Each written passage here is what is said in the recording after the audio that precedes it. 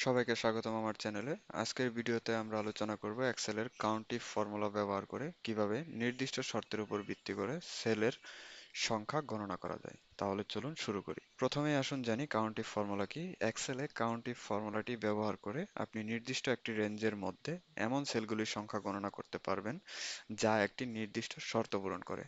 এটি অত্যন্ত উপকারী যখন আপনাকে কোনো নির্দিষ্ট মানের উপর ভিত্তি করে গণনা করতে হয়। কাউন্টিভ ফর্মুলার সিনট্যাক্সগুলো হলো রেঞ্জ এবং ক্রাইটেরিয়া।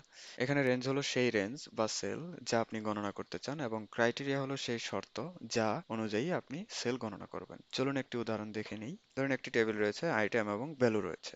এখানে আমরা চাই যে এই রেঞ্জে কতগুলি সেল 25 এর সমান তা গণনা করতে। এখন যে সেলে সংখ্যা গণনা দেখতে চান সেখানে ক্লিক করুন, যেমন ধরুন D2। এখন আমরা কাউন্ট ইফ ফর্মুলাটি শুরু করব। কাউন্ট ইফ যে রেঞ্জে আমরা গণনা করতে চাই সেই রেঞ্জটি সিলেক্ট করব, রেঞ্জ, কমা দিয়ে যে শর্ত আমরা পূরণ করে গণনা করতে চাই সেই শর্তটি দিব।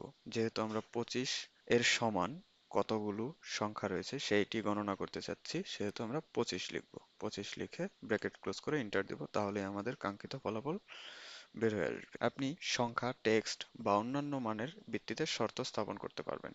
উদাহরণস্বরূপ, যদি আপনি জানতে চান কতটি ছেলে 30 এর বেশি রয়েছে, তাহলে ফর্মুলাটি হবে কাউন্ট ইফ, প্রথমে আমরা রেঞ্জ সিলেক্ট করব, কমা, যেহেতু আমরা এখানে 30 এর বেশি দেখতে চাচ্ছি সেক্ষেত্রে আমাদের ডাবল কোটেশনের ভিতরে গ্রেটার দেন 30 ব্র্যাকেট ক্লোজ, তাহলে আমাদের সংখ্যা বের হয়ে আসবে 30 এর বেশি। আশা করি এই ভিডিওটি আপনার কাছে উপকারী ছিল। যদি আপনার কোনো প্রশ্ন থাকে বা অন্য কোনো ফর্মুলার উপর ভিডিও চান তাহলে কমেন্ট সেকশনে জানান। ধন্যবাদ।